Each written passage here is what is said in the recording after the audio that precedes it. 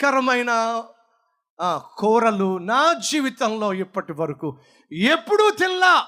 అద్భుతమైన రుచికరమైన వంట అని వంటగదిలో చూశాడు. అప్పుడే ప్లేట్లు క్లీన్ చేస్తుంది భార్య. ఒక ప్లేటు క్లీన్ చేసి భర్త ముఖానికి వేసి కొట్టింది. ఏమీ అర్థం కాల. ఇదేంటండి, వాడేమో మెచ్చుకోమన్నాడు, నేనేమో మెచ్చుకున్నాను, నా భార్య ఏమో ప్లేట్లు విసురుతుంది, ఏమిటి ఇది మిస్ఫైరు, ఏం అర్థం కాల. విసురుతా ఉంది.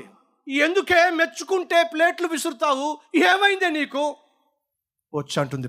పాపిష్టోడా, 10 సంవత్సరాలుగా రెక్కలు ముక్కలు చేసుకొని వండి పెడితే నీకు నచ్చలా.